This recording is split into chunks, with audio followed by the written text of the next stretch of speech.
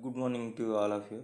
I am welcome to this session 2.6, that is the chapter number 2, video number 6. In this video we are going to discuss the three topics. One is the thermodynamic temperature scale, second one is the Clausius theorem, Clausius inequality. We will see one by one. Okay, the first topic in this video is the thermodynamic temperature scale. To define the thermodynamic temperature scale, it is a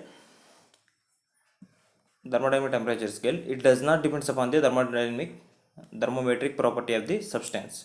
Why? Because from the Carnot principle it can be used, since the Carnot efficiency does not depends upon the working fluid, it only depends upon the end temperature of the reservoirs. If you look at this, there are the three heat engines. Heat engine 1, which receives the energy as a heat Q1 from a reservoir at a temperature T1, and it does a work of W1, and it rejects the heat Q2 to the reservoir at a temperature T2. Heat engine 2, it receives the energy as a heat of Q2 from a reservoir at a temperature T2, and it does a work of W2 and rejects the heat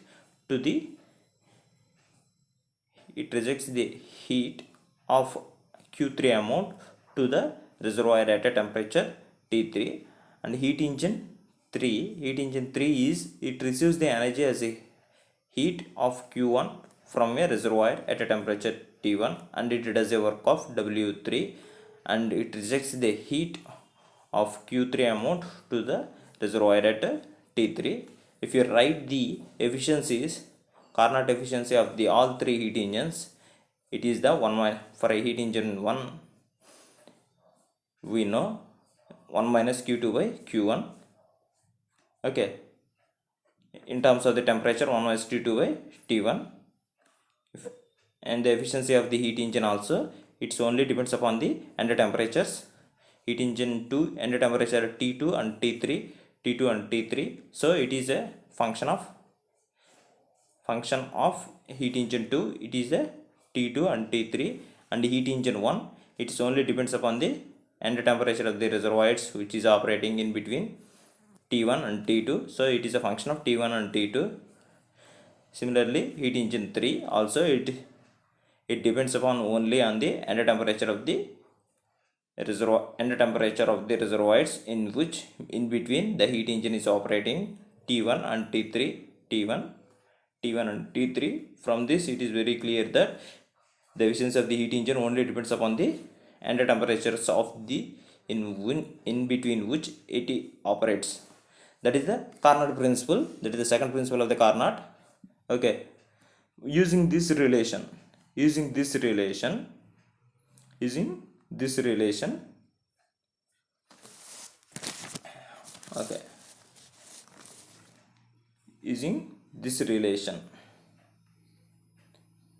same this, using these relations are okay.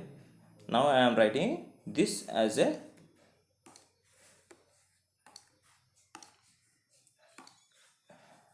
this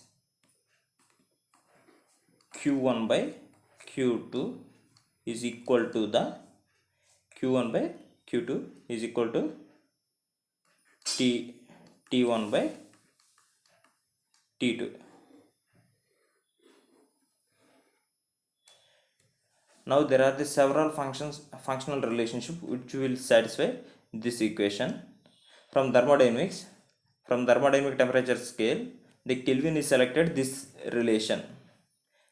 These equations are used to determine the unknown temperature of the reservoir which is operating.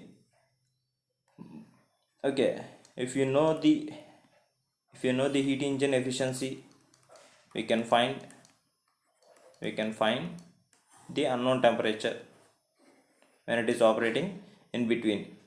The heat engine is, if you know this is a sink temperature is a 273.16, and if it is operating in between, this is the unknown temperature. this is the heat engine is operating in between the T and 273.16. If you know the efficiency of the heat engine, if it is operating between the, this is the temperature 273.16, then if you want to find out T, then using this we can find from this way. Okay, this is the temperature, thermodynamic temperature of the scale. Second topic is the Clausius theorem. If a system is changing from position 1 to position 2, if a system is changing from position 1 to position 2, similarly the change of system passing from 1 to 2 a reversible process. If you substitute it by the another reversible process, or I am drawing here two reversible adiabatic processes. These two are the two adiabatic reversible process in such a way that and this is a reversible isothermal process. I am writing 1 A B 2. These are the three processes. 1 to A is the reversible adiabatic process, A to B is the reversible isothermal process, B to 2 is the reversible adiabatic process. We are substituting these three process in such a way that area under the 1 to 2 process should be equal to the area under the this three process area, such a way that we are drawing a line. Now I am applying a first law of thermodynamics. 1 to 2 process is the, for a process Q is equal to the U plus W. 1 to 2, internal energy 1 to 2, work done at 1 to 2. Similarly, I am writing this equation for this three process of first law thermodynamics. Heat transfer through QAB2 is equal to the internal energy 1 to 2, work done 1AB2. On PV diagram, area under the curve gives the work transfer. Okay. Initially, I am considering that the area under the curve 1 to 2 should be equal to such that area under this three process. From this, considering 1 to 2 equations, initial considerations, we can know that work and this work should equal internal energy, this internal energy is equal. Now Q1 to 2 heat transfer is equal to the 1 A B 2. This can be write as a splitting 1 to A plus Q of A to B plus Q of B to 2 process. 1 to A is a reversible adiabatic process. For a reversible adiabatic process, there is no heat transfer. This value get nullified. This value is get a 0. So heat transfer for a reversible process of 1 to 2 should be equal to the heat transfer take place in isothermal process. Thus any reversible path that is the blue color may be substituted by the zigzag path between the same and states. From this it is been proved. Okay, this is a small process. If you see for a complete reversible cycle, consider this is a reversible cycle. Wait, let us consider a reversible cycle. This is a reversible cycle, and it is divided by the large number of the strips. That means the strip is the reversible adiabatic process. If you and each reversible adiabatic process in between two, it is closed by the top and bottom with a reversible isothermal process, which there is a heat transfer occur in isothermal process. This is a small, it is a on the top. If it is considered, it is isothermal process 1 to 2 process, this is on top. Similarly, it can be applied to 3 to 4 also. From, if you consider this a cycle of 1 2 3 4, from a cycle, the heat transfer from isothermal process 1 to 2 is equal to the heat transfer 4 to 3. This is a Carnot, a cycle 1 2 3 4, a Carnot cycle. This is a reversible isothermal process, and 2 to 3 is the reversible adiabatic process, and 3 to 4 is the isothermal process, and 4 to 1 is the reversible adiabatic process. There are the 4 processes.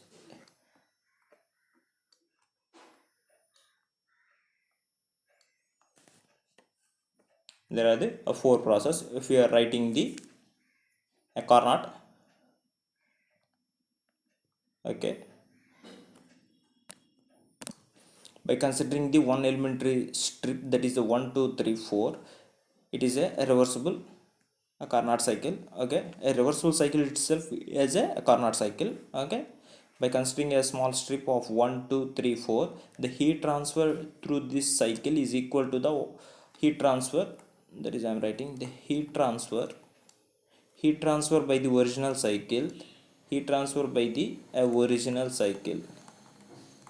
original cycle is equal to the heat transfer by the all isothermal process, is equal to the heat transfer by all isothermal process. It can be right, the heat transfer Q1 amount of heat at a absolute temperature T1 is equal to the heat transfer of dQ2 at a absolute temperature T2 at a elementary strip of 1 2 3 4. Similarly, if you write the elementary strip at a 4 5 6 7 also, you can get similar way. Q3 amount of heat is transferred at a absolute temperature T3 is equal to the heat transfer of Q4 at absolute temperature of at T4. Similarly, if you write the entire cycles of entire strips in the reversible cycle, if you write all elementary Carnot cycles together, we will get a sum of, okay, this can be write as a dQ1 T1 plus dQ by 2 is equal to 0. This also, if you write a simplification,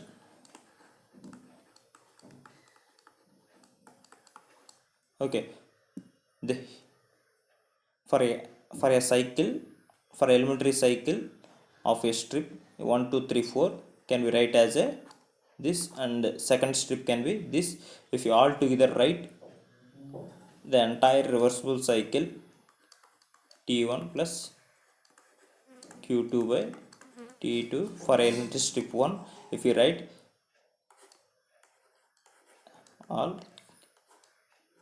3, this is a 3, and a Q3 Q4 so on, right, is equal to a 0.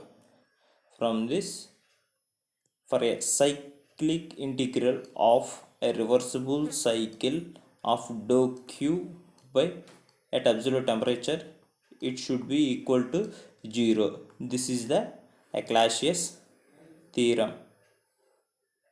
Theorem. Third topic is the Clausius inequality. You will see in 2.7 video. Thank you.